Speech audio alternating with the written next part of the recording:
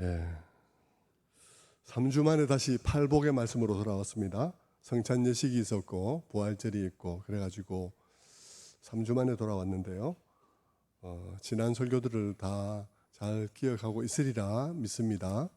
이게 그냥 아무렇게나 되어진 게 아니라 한 단계 한 단계 가는 것이니까 기억하기 좋으리라 생각합니다. 사실 제가 이 팔복의 말씀을 전하면서 이 말씀이 정말 우리 모두에게 중요한 말씀이라는 생각을 더욱더 하게 됩니다. 제가 이 팔복을 마칠 때 다시 한번 강조하겠지만 이 팔복의 말씀은 우리 각자를 위해서도 너무나 중요하고 우리 공동체를 위해서도 너무나 중요하고요. 이 세상 속의 그리스도인의 역할로서도 굉장히 중요한 굉장히 중요한 말씀이라 말씀드리겠습니다. 사실 이 팔복에는 어떤 면에서 우리 모두가 하나님의 은혜 안에서 어떤 사람이 되기로 되어 있는지가 나타나 있습니다. 어떤 사람이 되도록 우리가 부름을 받고 있는지가 나타나 있는 거예요. 그런 점에서 팔복은 우리가 정말 구원을 받았다면, 또 정말 우리가 하나님의 자녀가 되었다면 우리 안에서 우리의 내면적으로, 그리고 그 결과 우리의 밖으로 다른 사람과의 관계 속에서 어떤 변화가 감지될 수 있는지에 관해서 말해주고 있습니다. 우리 안에서 일어난 변화가 있고 그로 말미암아 우리의 밖의 관계들이 변화됨으로 말미암아 어떤 변화들이 우리 밖에서 감지될 수 있다는 얘기를 하고 있는 것이에요. 그렇게 보면 팔복은 우리 모두에게 너희에게도 어떤 변화가 일어나고 있는지 점검해 보라고, 유의해 보라고 말씀하는 것과 같고, 또 그런 변화가 너희들에게 일어나고 있다면 그런 변화 하나하나는 세상이 말하는 것과 너무나 다르기 때문에 세상이 말하는데 좌우되지 말고 너희 스스로 이 변화에 대해서 긍정적이고 그리고 확신하며 긍정적으로 수용할 수 있게 되기를 바란다는 뜻을 가지고 있죠. 왜냐하면 이 하나하나는 다 세상의 가치와는 반대되는 것처럼 보이기 때문입니다. 누가 스스로, 우리 스스로가 나는 정말 영적으로 가난한 사람이라고 말하는 것을 세상에서 좋아하겠습니까? 누가 나의 가난함 때문에 눈물 흘리는 것을 세상이 좋아하겠습니까? 세상은 다 비난하고 뭐 그런 식으로 살아가라고 말을 하겠지만, 그런 이야기를 들을 때라도 우리는 우리 안에 일어나고 있는 이 변화가 정말 올바른 변화, 제대로 방향 잡힌 변화라는 사실을 확신하면서 그 변화를 긍정적으로 수용하라는 의미가 여기에 담겨 있다 하는 그런 뜻이죠. 우리의 영혼의 심령의 가난함이 느껴질 때 자신이 하나님 앞에 하나님을 기쁘시게 할 만한 것이 아무것도 없고, 기쁘시게 하기는커녕 하나님을 하루 종일 진노하게 할 만한 일들이 내 안에 가득하다는 것을 깨닫게 되어 슬플 때, 그것이 주님께서 말하기를 그것이 네가 구원받고 있다는, 네가 놀라운 복을 받고 있다는 증거라고 말을 하고 있는 거예요. 비교할 수 없는 놀라운 복을 받고 있으니 너는 울고 있지만 너는 행복한 자다, 이런 얘기를 하고 있는 거예요. 하나님이 네 안에 선한 일을 시작했잖아 라고 말씀하고 있는 것이죠. 더 나아가서 우리가 우리 죄의 비참함이나 그 죄가 만들어낸 결과의 비참함을 보고 우리 마음속에 깊은 회한의 눈물을 쏟아낼 때, 그리고 그 회한의 눈물의 깊이가 더해져서 나만 고통받고 있는 것이 아니라 돌아보니까 나의 주변의 모든 사람들도 자신의 잘못과 잘못된 선택들과 그리고 누군가의 죄에 대한 죄의 결과로 고통받고 있다는 사실을 보면서 눈물을 흘릴 때, 그리고 그 모든 사람들이 그 굴레를, 자기가 저지른 그런 일들, 자기가 선택한 그 모든 일들의 결과와 또는 자기의 선택과는 아무 관계가 없이 밀어닥친 그런 불행한 일들, 그런 일들의 결과로부터 벗어날 수 없는 그런 상황에 있는 것을 보면서 우리 마음에 죄에 대한 깊은 그런 분노, 죄에 대한 깊은 슬픔으로 눈물을 흘릴 때 주님께서는 우리에게 말씀하시는 것입니다. 네가 알아라, 그런 슬픔이 네가 천국 백성이 됐다는 증거다. 네 안에서 하나님의 은혜가 점점 깊어지고 있다는 증거다 라고 말씀하고 있다는 것입니다. 그리고 그런 이유로 슬퍼하고 눈물 흘리는 자들은 사람이 경험할 수 없는 가장 깊은 소망의 위로, 곧 하나님의 위로를 경험하게 될 것이라는 것입니다. 다시 말해 그런 사람들은 눈물을 흘리고 슬퍼하지만 그런 자들을 위해서 하나님께서 예비하신 것이 무엇인지를 보는 놀라운 각성이 일어나게 될 것이라는 것이죠.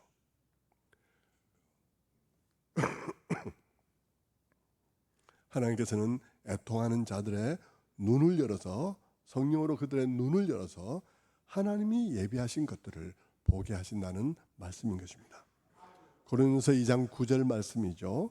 2장 9절에 기록된 바 하나님이 자기를 사랑하는 자들을 위하여 예비하신 모든 것은 눈으로 보지 못하고 귀로 듣지도 못하고 사람의 마음으로도 생각지 못하였다 함과 같으니라. 오직 하나님이 성령으로 이것을 우리들에게 보이셨으니 라고 말한 바로 이 일을 우리가 경험하게 된다 이 말입니다. 오늘은 팔복의 세 번째 말씀인데요, 이 팔복의 세 번째 말씀도 바로 이런 모든 얘기의 다음 연장선상에 있는 얘기인 것입니다.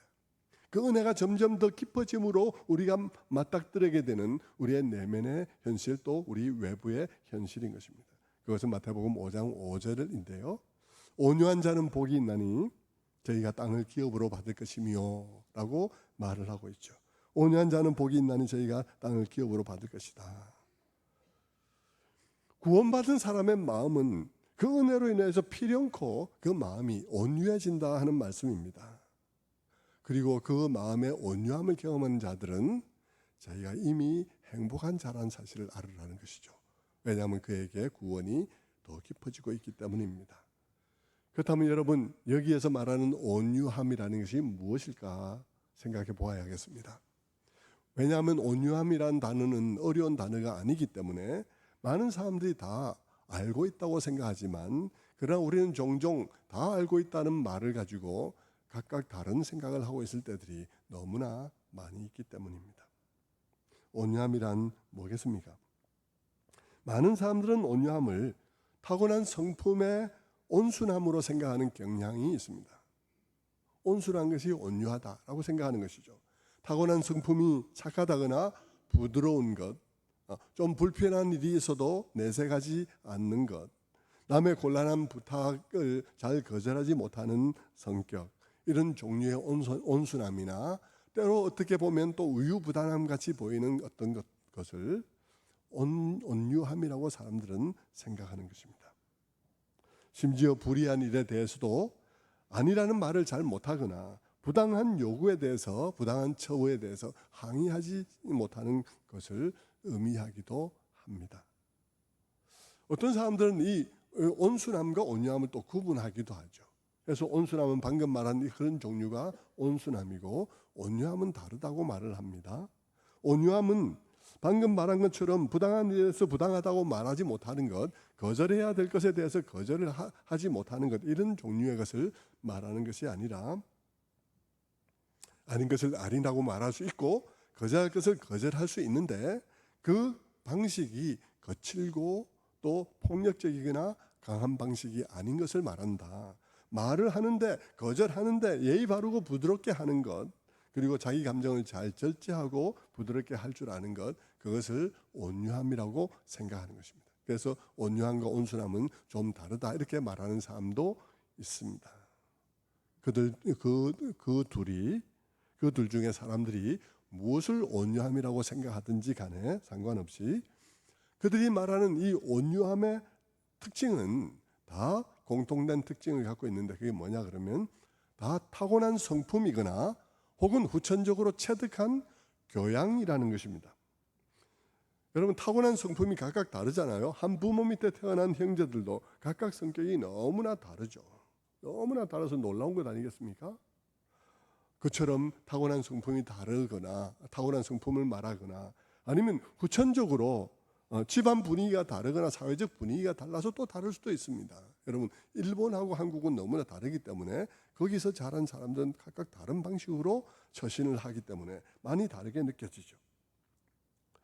그래서 어쨌든 그 사람들이 말한 온순함이든 온유함이든 그 모든 것은 후천적으로 학습된 것이거나 아니면 타고난 성품이거나 그렇다는 것입니다. 다시 말해서 이런 종류의 온유함은 겉으로 그래 보이도록 훈련된 것이지 그 속 깊은 곳에 실제 온유함은 아니라는 말입니다. 속은 다를 수 있다는 것이죠.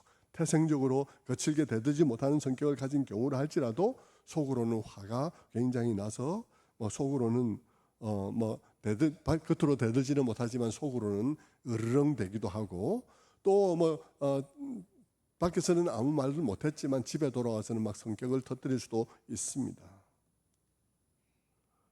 또 부당한 요구에 대해서 또 부당한 처우에 대해서 눈도 마주치지 못하고 수용하고 온유한 모습으로 물러났다 하더라도 속으로는 얼마든지 벼르고 있을 수 있고요. 누군가 자기에 대해서 비난하는 말을 들을 때 너나 잘해라는 말을 속으로 수없이 할 수도 있는 것이죠. 그런데 제가 이런 설명을 드린 이유는 팔복에서 말하는 온유함은 전혀 다른 종류의 온유함이라는 것입니다.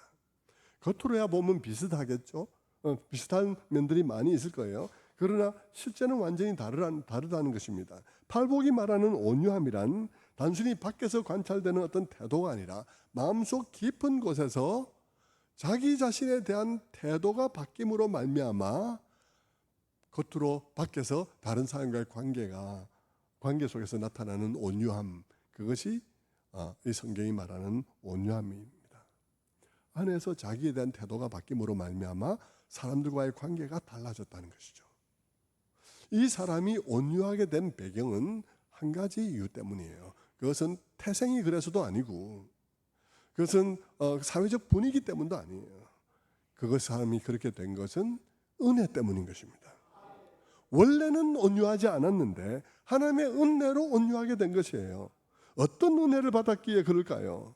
그 은혜의 가장 기초적인 것은 하나님의 은혜로 자기의 참모습을 보게 된 것입니다. 자기의 진짜 모습을 본 것이죠. 그것을 보니 나는 정말 다른 사람들이 생각하는 나 아니고 다른 사람들 앞에 비친 나 자신이 아니면 물론이거니와 내가 아는 나 자신도 아닌 거예요. 나는 내 자신의 내면을 깊이 보면서 진짜 나를 보니 나는 목사도 아니야. 나는 장로도 아니야. 나는 권사도 아니야. 하는 것과 같은 것이죠. 다른 사람들 앞에서 대표기도 하던 나 자신의 모습이 아니야. 그건 나 자신의 모습이 아니야.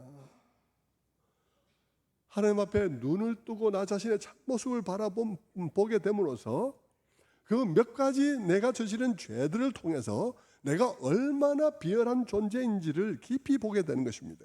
그리고 자신의 인성이 얼마나 자기중심적으로 뒤틀린 그런 인성을 가지고 있는지를 보게 되는 것이죠. 그리고 더 나아가서 그나마 자기가 알게 된 자기 자신의 모습은 빙산의 일각이며 자신은 실로 얼마만큼 내가 뒤틀린 자인지, 얼마만큼 내가 병든 자인지, 얼마만큼 내가 죄인인지 그 크기를 정도를 가늠할 수도 없는 죄인이라는 사실을 알게 되는 것입니다. 더 나아가서 내가 저지른 잘못들을 보면서 그 죄가 나온 결과들을 또한 보는 것입니다. 내가 저지른 그 죄가, 내가 내뱉은 그 한마디 말이, 내가 한 어떤 행동이 한 사람의 마음과 그 사람의 일생에 얼마나 큰 병이 들게 했으며, 그렇지 않았더라면 하나님 앞에 드려져서 정말 귀하게 쓰임 받았을 그 사람의 일생이라는 시간이 얼마나 절름거리게 되었는지, 얼마나 낭비되게 되었는지, 얼마나 깊이 우울증을 앓게 되었는지를 우리가 그것을 보게 되는 것이죠. 그러면서 우리는 좀 더 깨달아가면서 더욱더 경악하게 되는 것입니다.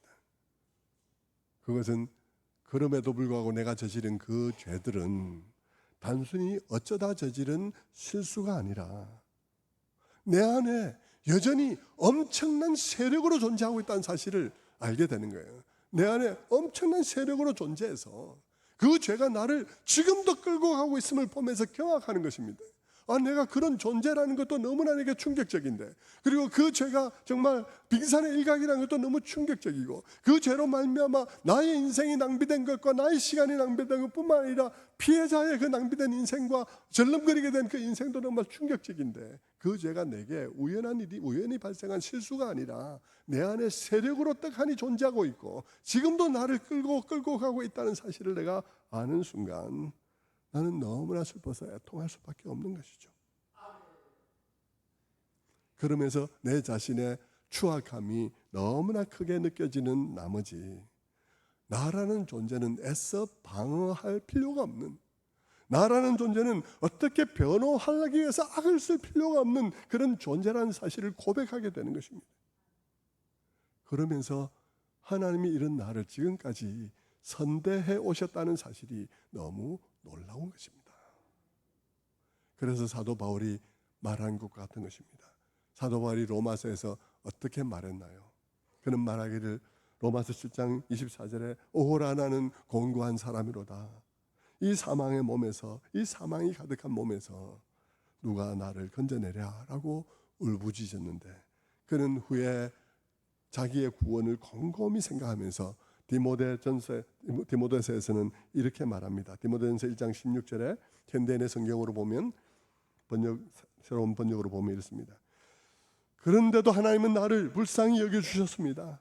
그것은 예수 그리스도께서 나에게 철저하게 참으시는 인내를 보이심으로 후에 주님을 믿어 영원한 생명을 얻을 사람들에게 이런 사람도 구원을 얻을 수 있다는 것을 보여주는 본보기로 삼기 위한 것입니다. 그렇게 관로하는 제가 넣은 것입니다만 어쨌든 그렇게 사도 바울은 고백하고 있습니다. 하나님의 은혜는 우리 심령의 가난함과 그것으로 말하면 애통함을 통해서 무엇을 이루는 것입니까? 그것을 통해서 나 자신에 대한 나의 견해를 바꾸는 것입니다. 나 자신에 대한 나의 견해를 바꿉니다.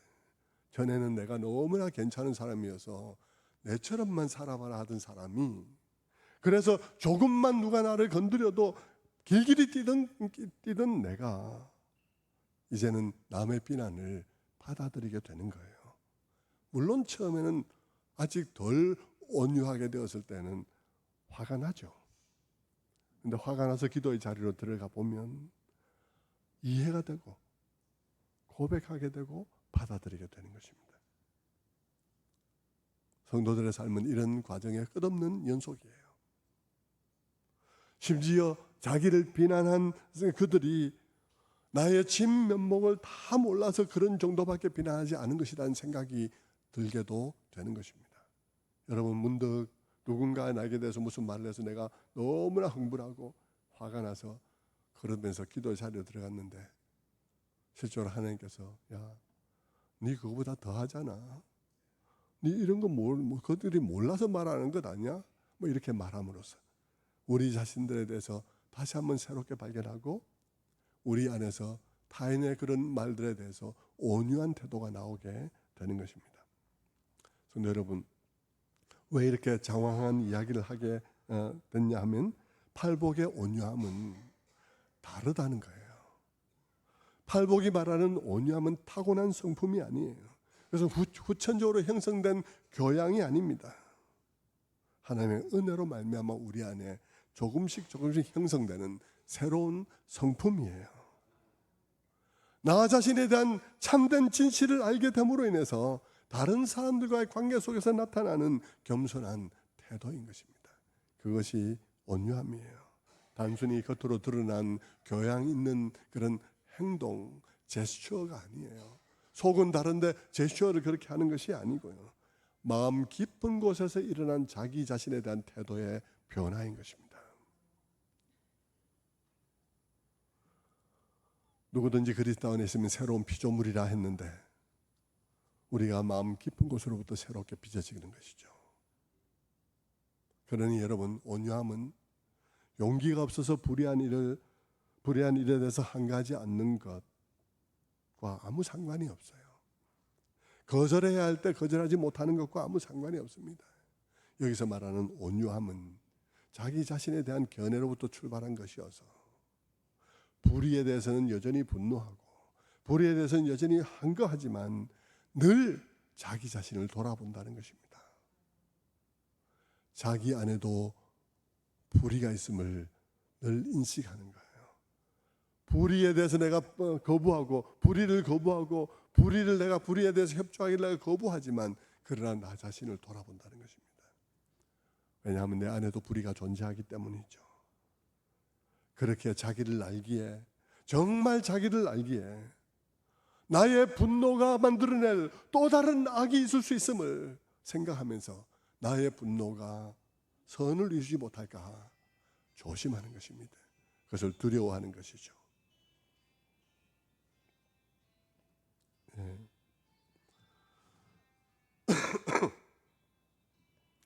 예, 순교하는 사람도 온유한 사람일 수 있습니다.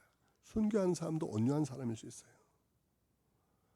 그 사람은 순교할 정도로 예수를 사랑하고 순교할 정도로 진리를 열정적으로 사랑하지만 그러나 자기를 방어하는 일에 흥미가 없는 거예요. 여러분, 그는 사회적 정의를 말할 때 사회적 정의를 귀하게 여기고 그것을 위해서 담대하게 헌신할 수 있지만 자기를 위해서는 다르다는 것입니다. 자기를 방어하는 일에 그렇지 않다는 거예요. 그러니까 아까 말한 그런 온유함, 그런 온순함과는 전혀 다른 것이죠. 그는 자기가 죄인임을 알고 자기 안에 얼마나 큰 위험한 죄악들이 도사리고 있는지를 알기에 자기 안에 망가진 그것이 언제라도 부지불식간에 순식간에 입이나 혹은 눈을 통해서 눈 깜짝할 사이에 튀어나올 수 있다는 사실을 자신이 알고 있는 것입니다. 여러분, 우리의 눈은 레이저를 쏘는데 시간이 걸리지 않고요. 우리의 코가 냉소를 뱉어내는데 시간이 걸리지 않습니다. 그냥 숨 쉬듯이 그냥 냉소로 흥 하고 나가는 것이죠.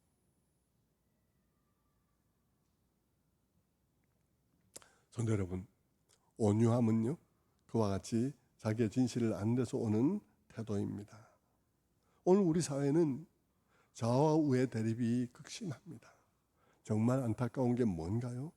그렇게 극심하게 대립하지만 해결의 길이 보이지 않는다는 것입니다. 그 이유가 뭘까요?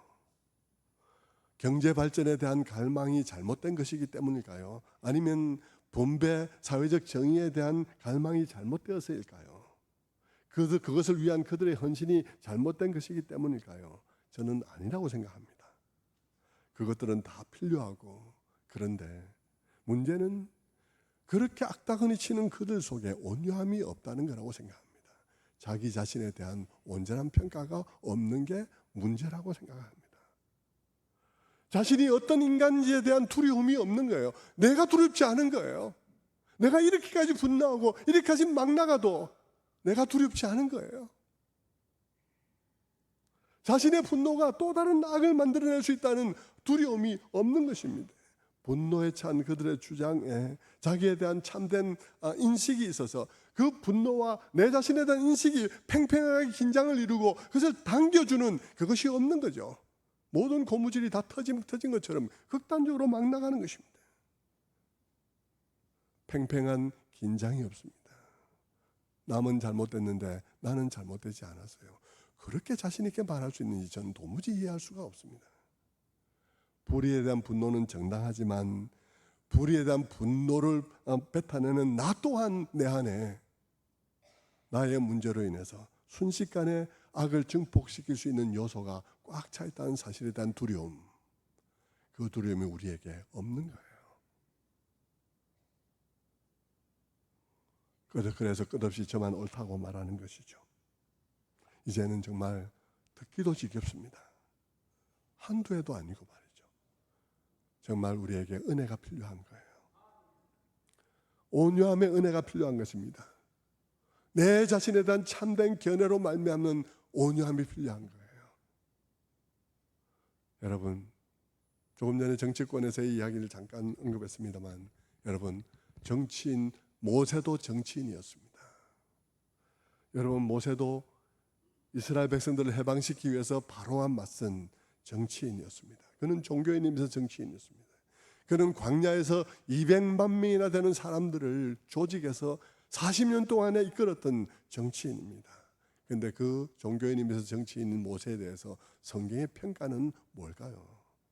성경은 민수기 12장 3절에서 이렇게 말합니다. 이 사람 모세는 온유함이 지면의 모든 사람보다 더하더라. 이 사람 모세는 그 온유함이 지면의 모든 사람보다 더하더라. 그는 백성들 앞에서 구원이 있지만 그는 그 자신에 대한 그런 두려움이 있는 사람이었습니다. 그의 온유함은 이 세상에 그 누구와도 같지 않은 사람이었는데요. 그런데 여러분, 하지만 모세는 태생적으로 온유한 성품의 사람인 것은 아니었습니다. 그가 젊었을 때 얼마나 다혈질이었습니까? 여러분 다 알고 계시잖아요. 그는 이집트에서 노예 생활을 하고 있는 히브리인들의 편을 들기 위해서, 자신이 히브리인이니까 왕궁에 살면서도 그 자신의 인식은 나는 히브리인이라는 생각을 가지고 있었기 때문에 노예 살해하는 히브리인들이 그런 비인간적인 대접을 받을 때 그는 주변을 돌아보고 아무도 보지 않으니까 이집트인을 쳐서 죽였습니다. 그러나 그때 도움받았던 히브리인이 입을 다물지 아니하므로 소문이 나서 그 소문이 난 것을 안 모세가 달아나게 된 것이죠. 그는 태생적으로 온유한 사람이 아니었습니다. 하지만 하나님은 그의 실수와 범죄 그리고 그로 인해 그에게 닥친 한많은 세월과 공경을 통해 그를 변화시키셨습니다. 하나님이 그의 모든 과정을 지켜보았어요. 그의 살인을 보았습니다. 하지만 그를 버리지 않았습니다. 그를 기억하셨고 그를 사랑했고 오랜 세월 후에 마침내 그를 찾아오셨습니다.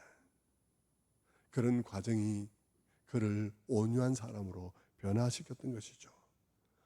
많은 어려움이 그를 온유한 사람으로 변화시켰습니다. 여러분, 바울은 어떤 사람이었습니까? 바울은 온유한 사람이었습니다. 그는 자신에 대해서 뭐라고까지 고백을 한 사람입니까? 그는 자신에 대해서 말하기를 나는 죄인 중에 괴수입니다. 나는 죄인 중에서 가장 악랄한 죄인, 나는 죄인 중에서도 가장 바닥에 있는 죄인입니다 라고 고백했던 사람입니다. 그러다 보니까 그는 어떻게 되었습니까? 그는 다른 사람들의 비난에 대해서 그는 굉장히 관대한 그런 입장을 취하고 있었습니다. 그는 말했습니다. 나를 판단하는 분은 주님이다. 내가 너희가 나를 어떻게 판단하는지 상관하지 않겠다. 나를 판단하는 분은 주님이시다. 나는 나 자신도 나를 판단하지 않는다.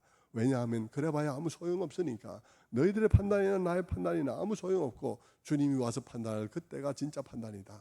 그래서 나는 아무 상관하지 않겠다. 이렇게 이제 바울이 말을 하는데 여러분, 그러나 바울이 원래 온유한 사람입니까? 바울도 원래 온유한 사람은 아니었습니다. 그는 자존심이 센 사람이었죠. 그는 자신의 가문에 대해서 자존심이 있었고 센 사람이었고 가문과 학문적 배경과 그리고 지파의 배경, 혈통에 대해서 엄청난 프라이드를 가진 그런 사람이었습니다. 그는 히브리인이라고 말할 때도 나는 그냥 히브리인이 아니고 나는 히브리인 중에 히브리인이야 이렇게 말했습니다. 그는 히브리인 중에서 나는 바리새인이야, 바리새인 중에서 나는 율법에 흠이 없는 자야 이렇게 말했던 사람이죠. 그는 온갖 것에 있어서 최고의 수준임을 늘 자랑했던 사람입니다. 그런데 그가 온유한 사람이 되었어요. 그 모든 것을 내려놓고 온유한 사람이 되었습니다. 은혜 때문이죠. 그도 한때는 악행을 저질렀던 사람입니다. 스데반을 돌로 쳐서 죽이는 일에 우두머리로 활약했던 사람이죠. 그뿐만 아니라 그 이후에 그는 집집마다 다니면서 기독교인들을 끌어내어서 처단했던 그런 사람입니다. 그는 하나님의 교회를 잔멸하려고 짐승처럼 돌아다니던 그런 사람이었습니다. 그러다가 그가 다메섹 도상에서 부활하신 주님을 만나게 되었습니다.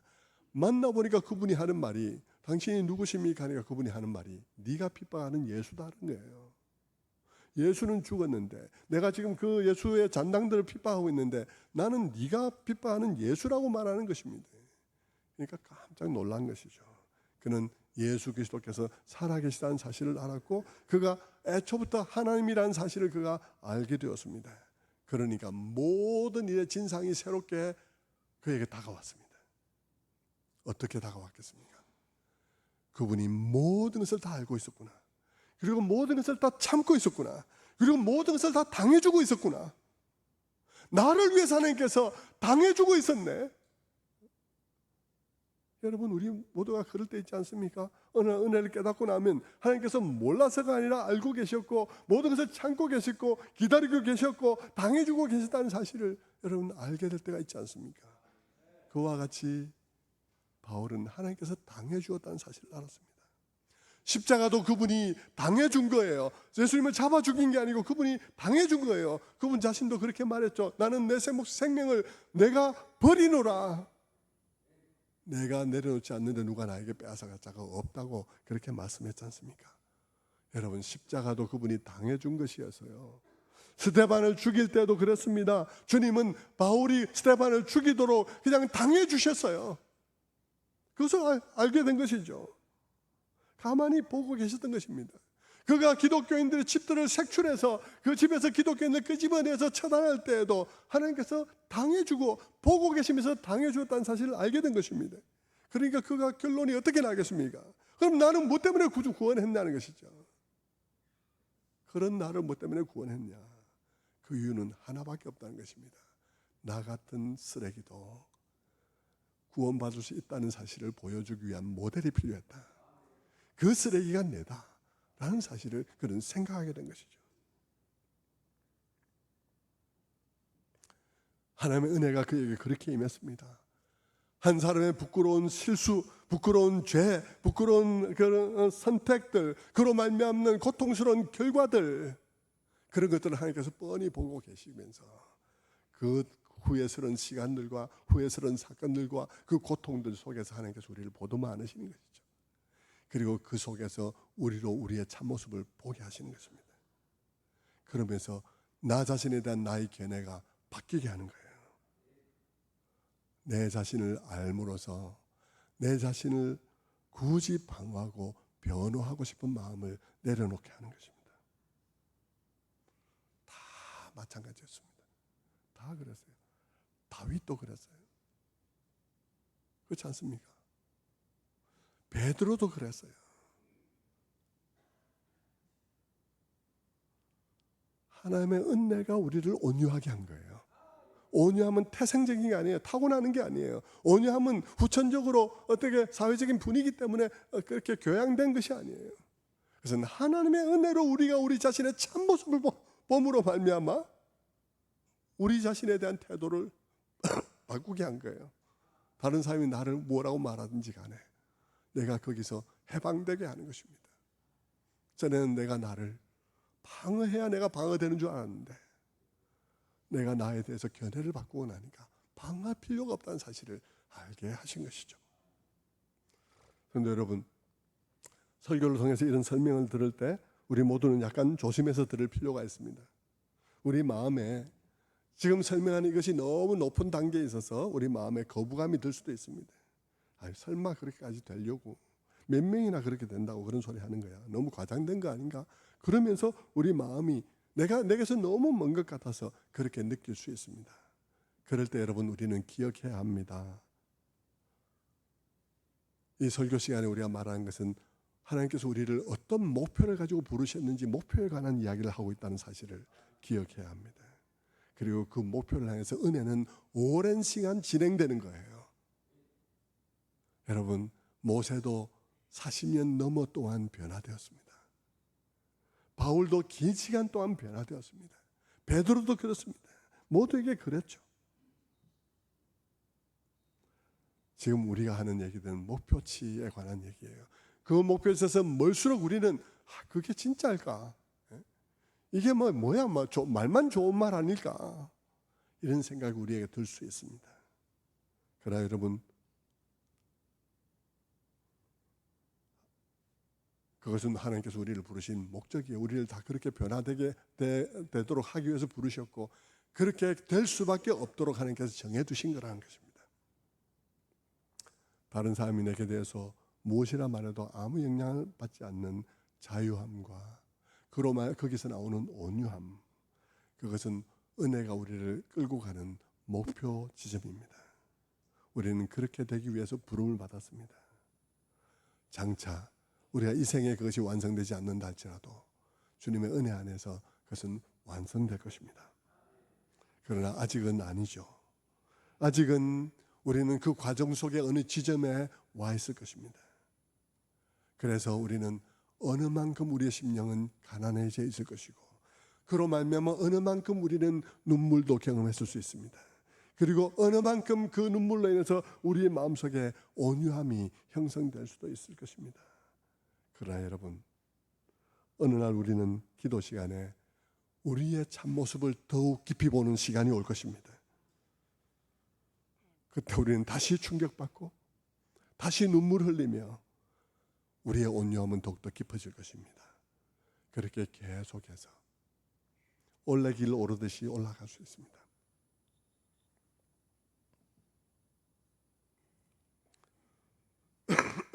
전에는 우리가 누가 나더러 부정적인 평가를 하면 누가 그런 소리를 해? 그러면서 벌컥 화를 내고 그러다가 그 후 언젠가부터는 그런 소리를 들을 때 상한 마음으로 하나님 앞에 기도 시간에 나아가서 기도하다가 하나님 정말 그렇네요.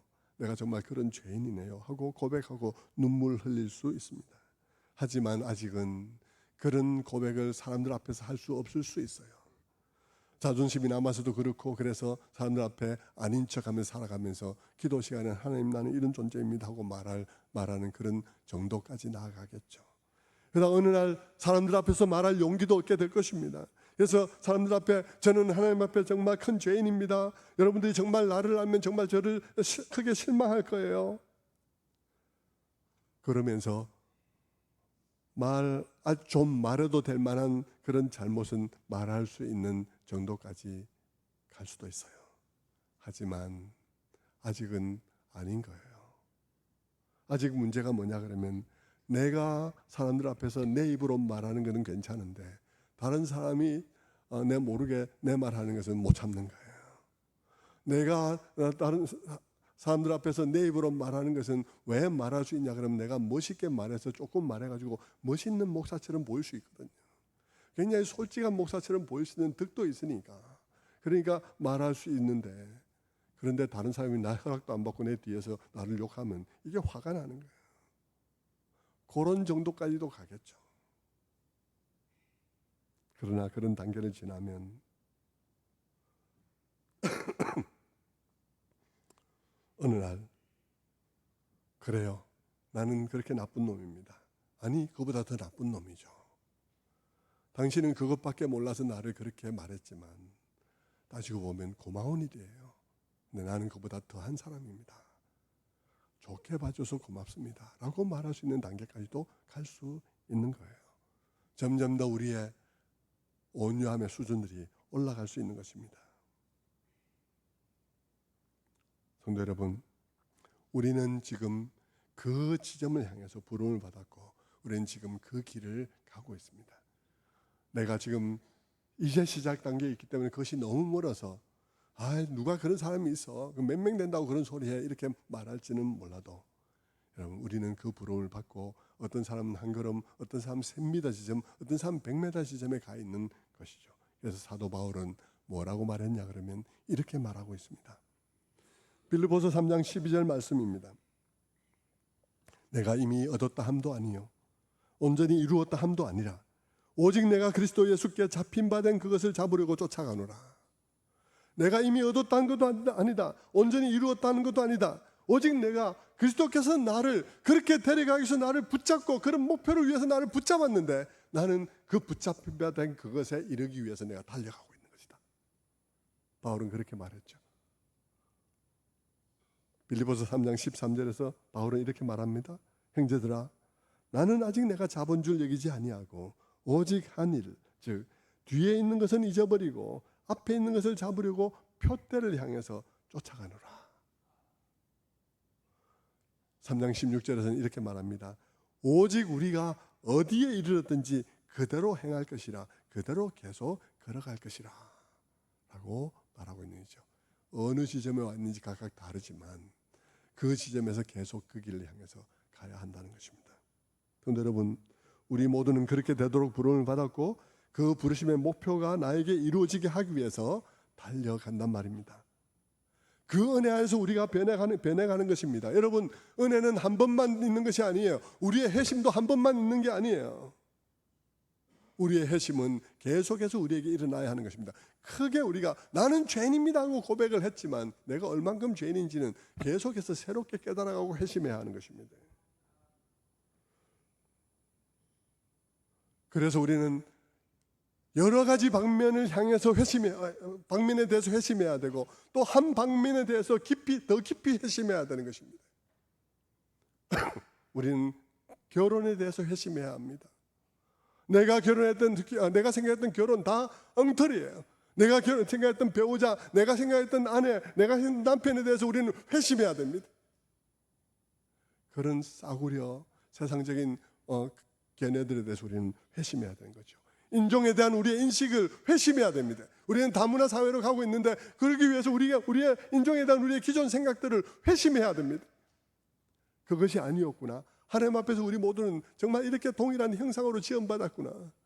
어떻게 하면 내가 내 마음속에 차별해 주울 수 있을지에 관해서 깊이 깨달으며 회심하는 과정이 있어야 되는 것입니다. 우리는 우리의 자녀 교육에 대해서 회심해야 됩니다. 내가 생각했던 그 자녀들이 나 때문에 병들고 있구나 생각하면서 회심해야 되는 것이죠. 그리고 나의 뒤틀어진 모습에 대해서 회심해야 하는 것입니다. 그래서 그것을 통해서 더 가난해지고 더 애통하고 그래서 더 나의 진짜 모습을 발견함으로써 내 자신이 온유해지는 저야 하는 것이죠. 여러분, 그렇게 나의 자녀 교육에 대해서 회심하고 결혼에 대해서 회심하고 그리고 나의 뒤틀린 모습에 대해서 회심하는 만큼 우리는 더욱더 행복해지는 것입니다. 그것을 잊지 말아야 하는 것이죠. 지금 우리 교회 안 계신데요. 옛날에 우리 교회에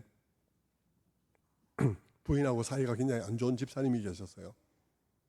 그분이 지금도 이 유튜브를 보고 있을 것입니다. 늘 본다 그랬거든요. 그 집사님하고 그 부인하고 사이가 안 좋았는데요. 처음 우리 교회 왔을 때 제가 이렇게 묻는데요. 그분이 부인하고 8년간인지 10년간인지 손을 한 번도 안 잡아봤다 그러더라고요. 그래서 부인하고 한 번도 8년간 10년간 손을 안 잡아봤으니까 그 다음 건 물을 필요가 없는 거죠. 그냥 안방에 들어가면 거실로 나오고 거실로 나오면 안방에 들어가고 이렇게 이제 10년을 손도 한 번 안 잡고 살았다는 거예요. 저는 그분이 교회 올 때마다 저는 악수하면서 말했습니다. 집사님 이번 주는 손 잡았습니까? 하고 묻는 게 제 인사였습니다. 그런데 여러분 어느 날 이제 간증을 그때는 했는데요. 간증을 하게 됐는데 부인이 은혜를 받아서 간증을 하게 되었습니다. 근데 그 부인이 올라가가지고요 간증을 하는데 옛날에 제가 남편이 이렇게 미워했는데요. 이제는 남편을 이렇게 사랑합니다. 이런 간증을 한 게 아니고 여전히 미워하는 이거는 도저히 막 용서가 안 된다 그러면서 남편에 대해서 그냥 폭탄을 퍼부은 것입니다. 그냥 얼마 남편이 무슨 짓을 했는지 자기에 대해서 막 말을 한 거예요. 제가 그걸 가만히 들으면서 야 이거 끝나면 어떻게 되는 거지? 이런 생각이 이제 드는 것입니다. 그래서 제가 이제 남편을 밖으로 불러냈어요. 불러내가지고 남편이 이 간증 들으면서 어떤 생각이 드냐고 그러니까 목사님, 그 남편도 굉장히 은혜를 많이 받고 있을 때였습니다. 남편이 목사님 저게 다 사실입니다 이러는 거예요. 그래서 제가 남편이 그렇습니다. 이거 마치고 나면 남편에게도 변명할 기회는 줘야 되니까 남편에게도 마이크를 넘기겠다고. 그러니까 그때 집사님 그렇게 말하세요. 이게 전부 다 사실입니다. 당신이 그렇게 얘기하고 당연히. 그런데 본인이 그렇게 했어요. 저것만큼 한 것도 아닌데 저거보다 더 했는데 그렇게 얘기를 해서 그렇게 얘기하세요. 나는 그거보다도 더 했습니다. 근데 우리 부인이 저를 사랑해서 요만큼만 말한 것에 대해서 정말 감사하게 생각합니다. 이렇게 얘기를 하십시오. 이렇게 얘기를 했어요. 그래서 이제 그날 부인이 간증이 끝나고 난 다음에 남편을 올려보냈더니 남편이 그렇게 얘기한 거예요. 나는 정말 그보다 더한 사람입니다. 우리 부인이 그만큼만 말한 것에 대해서 정말 고맙게 생각합니다. 이렇게 얘기를 한 거예요. 여러분 어떻게 됐을까요? 정말 엉망진창 될 수 있던 것이 완전히 화합이 된 것입니다. 너무나 좋아진 것이죠. 가정에 평화가 온 거예요.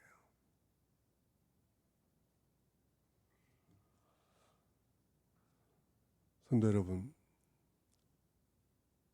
예수님께서 온유한 자는 복이 있나니 그러면서 저희가 땅을 기업으로 받을 것이라고 말했는데 정말 그분이 정말 가정을 평안한 가정을 얻게 되었습니다. 성도 여러분, 이렇게 온유함은 자신의 가난함을 아는 데서 그리고 그것을 깊이 슬퍼하고 애통하는 데서 오는 것입니다. 그에게는 누가 자신의 약점과 단점을 지적하는 게 더 이상 새롭지 않습니다. 누가 나를 비난하는 그것이 나의 행복을 파괴할 수 없습니다. 그래서 주님께서 말씀하시는 것이죠. 온유한 자는 복이 있다고. 그는 이미 행복한 사람이라고. 그가 행복하고 복이 있는 이유는 그 속에서 구원이 그만큼 깊이 진행되고 있기 때문이라고 말하고 있는 것이죠. 그러면서 주님께서 말씀하십니다. 온유한 자는 복이 있나니 저희가 땅을 기업으로 받을 것이며 라고 했습니다. 장차가 아니라 지금도 받을 수 있다는 것입니다. 문제는 땅이 뭐냐는 것이 문제죠. 땅 부자가 된다는 말인가? 땅이 뭐냐가 문제예요. 우리가 보기에는 보면 땅이라는 것은 온유해가지고는 차지할 수 없는 같이 생각 들거든요. 땅을 좀 많이 차지하려면 좀 더 야무지고 좀 더 호전적이고 피도 눈물도 없어야 좀 더 많이 차지할 것 같지 않습니까? 그리고 온유하기만 해가지고는 있던 땅도 빼앗길 것 같은 느낌이 들지 않습니까, 여러분? 그런데 이게 무슨 말이냐 이 말입니다. 온유한 자는 복이 있나니 저희가 땅을 기업으로 받을 것이라. 주님께서는 온유해가지고 네가 땅을 차지할 거다 이렇게 말하지 않고 하나님께서 그에게 땅을 주실 것이라고 이렇게 말을 하고 있는 거거든요. 이 땅이 뭘까 이 말입니다. 땅이 뭘까요? 저 지방에 막 이렇게 놀러 가다 보면 곳곳에 막 땅 이렇게 써놓은 그 땅입니까? 이 땅이? 그 땅이 뭐냐는 거죠. 전에도 제가 언젠가 말씀드린 것처럼 고대 사람들에게 쓰여진 이 성경은 고대 사람들이 이해할 수 있게 쓰여졌다 했습니다.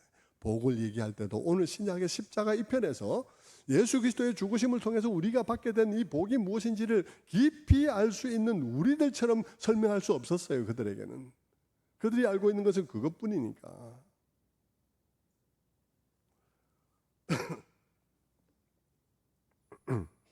유치원생에게 무엇을 설명하려면 고상하게 설명할 수 없잖아요. 좀 유치해도 그들이 알아들을 만큼 유치하게 설명을 해야 그나마라도 조금 이해하지. 고상하게 이해하면 그나마 하나도 이해를 하지 못할 거 아니겠습니까? 성경에 있는 복이 그와 같은 거예요. 이 고대 책이거든요. 신명기 28장에 들어가도 복을 받고 나가도 복을 받고 떡반죽 그릇이 복을 받고 그 고대 사람들에게 알아듣게 이야기한 거라 이 말입니다. 그럼 땅이 너희가 땅을 기업으로 받을 것이요 라고 말할 때 땅은 뭘까 하는 것입니다. 땅은 뭘까요? 땅은요 고대나 지금도 마찬가지지만 고대인에게는 더욱 그럴 텐데 땅은 우리의 삶에 굉장히 중요합니다. 그래서 토지 정책이 오늘날에도 굉장히 중요하지 않습니까? 토지 정책이 잘못되면 집값 오르고 난리 나면 서민들 삶이 완전히 무너지게 되죠. 땅이 우리의 삶에 의미하는 것이 무엇일까요? 특히 땅이 고대인에게 의미하는 것이 뭐겠습니까? 땅은 고대인들에게 굉장히 풍요로움을 의미하는 거예요. 풍요로움이 거기서 나오는 것입니다. 부요함이 거기서 나오는 거예요. 넉넉함이. 그리고 그로 말미암는 평화가, 그리고 그 넉넉함으로 말미암는 관계의 평화가 거기서 나오는 것이죠. 그리고 땅은 그들의 삶을 안정감 있게 하는 것입니다. 그리고 땅은요, 농사를 지을 수 있는 땅이 있다는 것은 삶을 계획성 있게 살아갈 수 있다는 것을 의미하는 거예요. 어느 정도 예측이 가능하기 때문에 얼마나 삶이 안정될 수 있습니까? 그러므로 여러분, 고대인에게 땅을 소유한다는 것은 샬롬의 열쇠를 지는 것과 같은 거예요. 그 평화, 그 안전, 그 풍요로움, 그 넉넉함, 그 관계의 안정성, 그런 것들을 누릴 수 있는 것이 땅이라는 한마디로 대변하고 있는 것이죠. 주님은 말씀하신 것입니다. 세상은 정말 행복과 만족을 얻기 위해서 얼굴을 험악하게 하고 거칠게 공격하며 자기 손으로 땅을 빼앗아 차지하려고 하지만 그들은 결국 땅 곧 행복을 차지하지 못한다. 참된 행복과 참된 만족 누가 차지하느냐 하면 온유한 자, 자기에 대한 견해를 정리한 자, 그 사람이 차지하게 된다라고 말하고 있는 거예요. 그러고 나서 우리가 돌아보면요, 우리 주변에 세상에 다른 사람 가지지 않은 많은 물질을 소유하고도 인생에 있어서는 모든 것을 잃어버린 그런 사람들이 얼마나 많은지 모릅니다. 나폴레옹도 그랬습니다. 그는 군사를 길러서 전쟁을 통해서 유럽의 광활한 지역을 다 정복했지만, 그러나 결국 그의 마지막은 세인트 헬레나 섬에서 유배되어서 거기서 죽었습니다. 그는 거기서 자기의 생을 마치면서 그렇게 탄식했다고 합니다. 오늘날까지 나는 영토와 권력을 손에 쥐기 위해서 열심히 싸웠지만 지금 내게 남아있는 것은 아무것도 없다.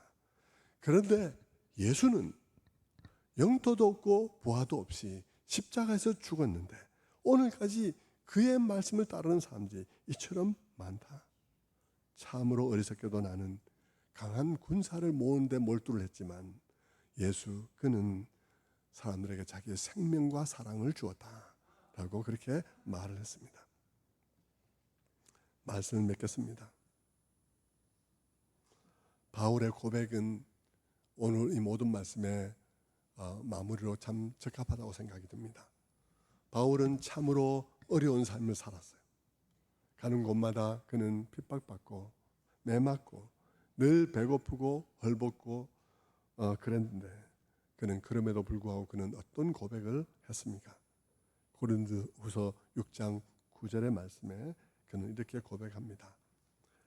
무명한 자 같으나 유명한 자요, 죽는 자 같으나 보라 우리가 살고, 근심하는 자 같으나 항상 기뻐하고, 가난한 자 같으나 많은 사람을 부유하게 하고, 아무것도 없는 자 같으나 모든 것을 가진 자로다. 여러분, 무명한 자 같으나 유명하고, 죽는 자 같으나 생명을 가지고 있고, 근심하는 자 같으나 항상 그 속에 기쁨이 있고, 가난한 자 같으나 많은 사람을 부유하게 할 능력이 그에게 있고, 아무것도 없는 자 같지만 모든 것을 가진 자가 된다는 것. 그것은 이 세상에서 땅을 받은 것이나 다름이 없다는 것이죠. 그것을 주님께서 땅으로 표현한 것입니다. 물론 이 사람은 구원이 완성되는 그날 하늘나라에서 놀랍게 그분이 허락하시는 땅을 진정으로 받겠죠. 그러나 그 이전에도 그 땅이 의미하는 바로 그 샬롬을 이 땅에서 소유하게 되는 것입니다. 온유한 자는 복이 있나니 저희가 땅을 기업으로 받을 것이며, 우리 모든 성도들에게 이런 은혜의 진행이 여러분의 마음속에 있게 되기를 바랍니다.